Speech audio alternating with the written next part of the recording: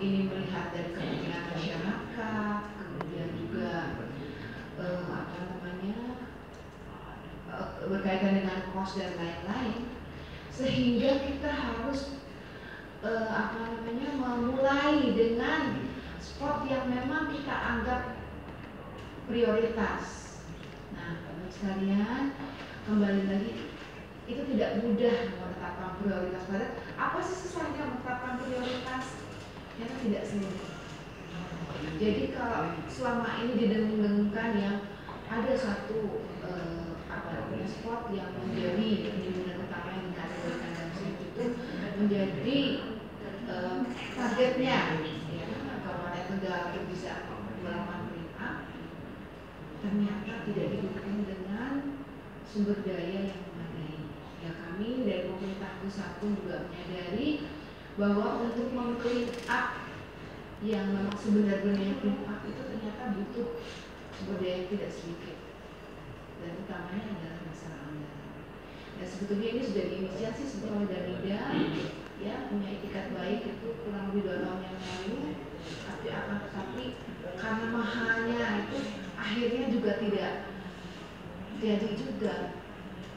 Nah, oleh sebab itu, oke, pemerintah pusat mungkin memang harus berani, ya, mengambil langkah, ya, terhadap penyelesaian permasalahan ini. Oleh sebab itu, Pak Agus, memang kita bertahap, ya.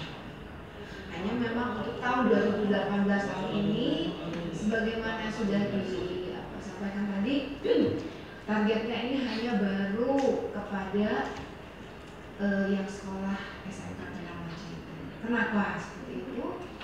Karena itu tadi memang sumber daya kita, utamanya anggaran ini masih sangat-sangat terbatas, sehingga hanya bisa menyelesaikan clean up yang sesuai dengan spot yang memang luas yang ada di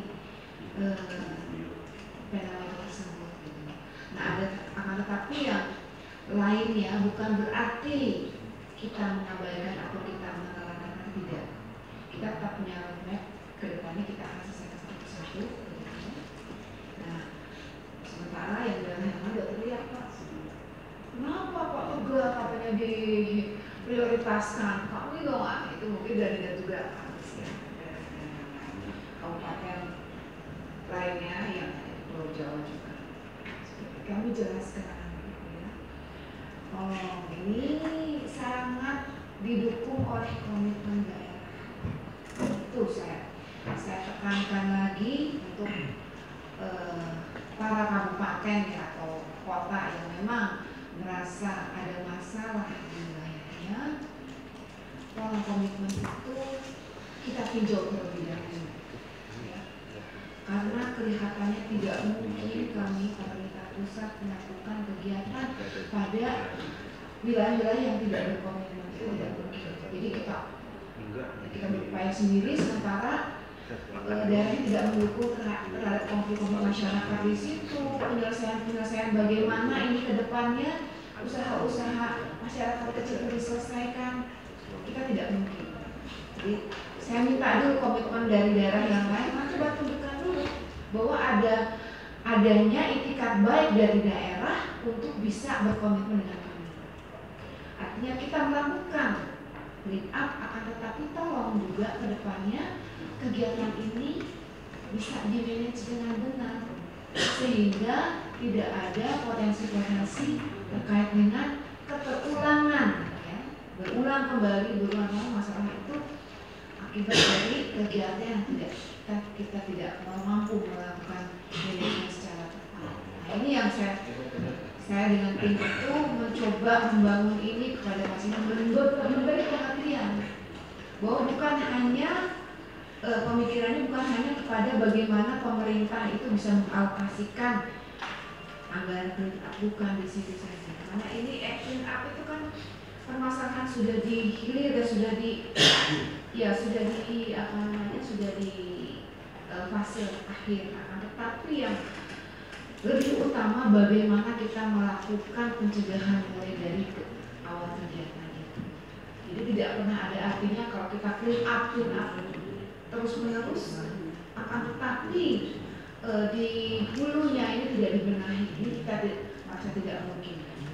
Oleh sebab itu saya sampaikan pada daerah-daerah yang jelas tadi harus bahwa kita dengan Tegal itu tidak bahasa Indonesia ada itu tidak secara tiba-tiba ya melakukan kerjasama di dalam hal clean up ini, tidak. Kami dengan Tegal sudah melakukan komitmen beberapa hal dan sudah disepakati bahwa ketika ada anggaran yang dialokasikan untuk clean up, maka Kabupaten Tegal ini berkomitmen untuk mengendalikan aktivitas-aktivitas yang memiliki potensi untuk mencemari kembali lingkungan. Ini yang kita lakukan. Jadi dimanapun juga kita akan memperlakukan kebijakan yang sama, bahwa yang akan kita bangun adalah komitmen terlebih dahulu. Karena tidak mungkin Pak, pemerintah pusat ujuk-ujuk datang ke wilayah daerah kemudian melakukan sesuatu hal di sana tanpa adanya dukungan dari pemerintah daerah, itu satu hal yang mustahil. Sebab itu kami jelaskan dulu ya kepada beberapa kabupaten yang mungkin juga yang menuntut artinya porsi yang sama begitu. Akhirnya mereka bisa paham juga gitu ya. Dan saya inginkan nanti ketika memang ini sudah dilakukan dan Kabupaten Kabupaten Tegal ini mampu menunjukkan komitmennya secara strategis ya kepada daerah lain menjadi pusat percontohan, tentunya tidak akan dengan mudahnya gitu ya Kabupaten yang hanya menuntut program dibersihkan Bang, tetapi sumbernya tidak ada pengendaliannya. Nah, jadi sesungguhnya yang perlu dibenahi terlebih dahulu adalah sumbernya. Tadi Pak Agus sudah sampaikan juga bahwa sekarang mungkin masih ada sumber-sumber yang cukup bandel itu, tapi jumlahnya sudah berkurang. Nah, jadi kita apresiasi juga bahwa ini adalah salah satu upaya dari Kabupaten Tegal di dalam memanage sumber-sumber pencemaran tersebut, walaupun belum nol, tapi paling tidak sudah mereduksi sedemikian rupa sampai suatu titik nanti ini bisa sama sekali termanage dengan baik, sehingga yang sisanya itu bisa sepakat ya oke, ya lakukan, tapi dengan cara-cara yang sesuai aturan ya, terkelola dengan baik limbahnya sehingga tidak ada lagi sumber-sumber pencemar yang membandel atau tidak terkelola, sehingga semua limbah ini bisa termanfaatkan. Jadi istilahnya kalau yang lebih baik untuk lingkungan itu bukan dibuang, bukan ditimbun atau bukan, tapi bisa dimanfaatkan.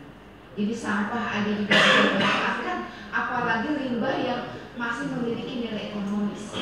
Nah, jadi prinsip-prinsip lingkungan itu bukan hanya bagaimana cara menyelesaikan ini dengan membersihkan, atau tidak, bagaimana ini bisa bersih tapi bermanfaat dan mengurangi kos. Nah itu jadi yang yang pokok itu seperti itu.